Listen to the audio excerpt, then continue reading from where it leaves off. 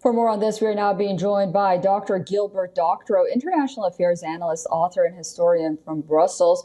Thank you so much for joining us on WION. What kind of strategic edge can Ukraine have by using these long-range weapons like Storm Shadow missiles on Russian soil, in your opinion? Well, let's start specifically with the Storm Shadow. I'm surprised that Mr. Zelensky is making such emphasis on this, because the Storm Shadow has been used, and the French equivalent of the Storm Shadow have been used so far by Ukraine in this war, and to not much effect. The Russians learned how to neutralize the Storm Shadow.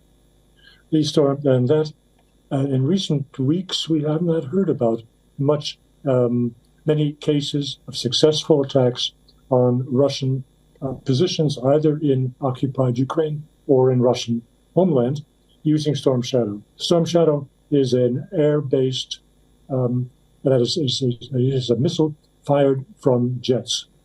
It was fitted on Soviet era Ukrainian planes. As I said, it has not been a game changer. What has been more important in the recent weeks has been the use of U.S. ground-based missiles against Russian targets. We know that 3 days ago, the Ukrainians fired 12 ATACMS, American-made missiles, against the Kerch, that is to say, the Ukraine bridge, the bridge that goes from mainland Russia into the peninsula of Crimea, and they were all shot down. The United States built HIMARS, another ground-based missile, a weapon that has been extensively used by the Ukrainians, has not changed anything. I think let's update this to where we are today. The big discussion on Russian television in recent days has been the possible, in fact, the likely use of a different weapon, a long-range missile that is U.S. manufactured by Lockheed. It's called JASSM, J-A-S-S-M. That has a 400-kilometer range in one variant and a 900-kilometer range in another. However, the most salient fact about this missile is it is in the stealth program. That is to say, it would be introducing a new weapon system for which the Russians do not yet have any answer. And this would be fitted on F-16s. You would place 2 of these on each F-16.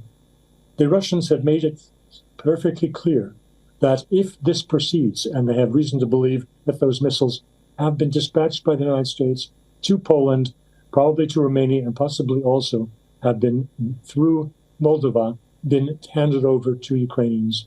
If the use of that begins, then we will have a new stage in this war, which I hope we can talk about in a minute or two.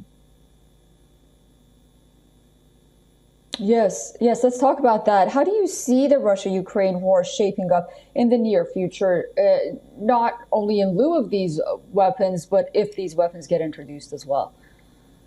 If they're introduced, the Russians have already said what they will do. They will use tactical nuclear weapons to destroy the bases from which those F-16s are stationed.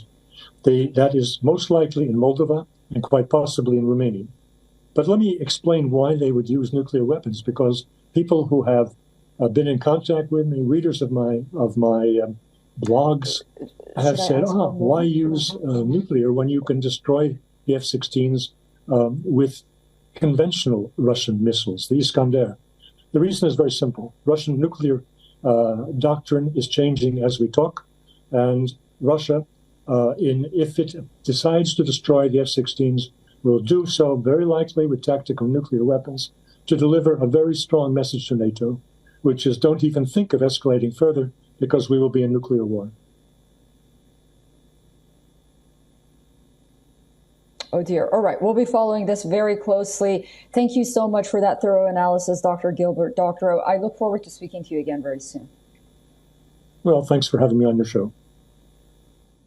For all the latest news, download the WION app and subscribe to our YouTube channel.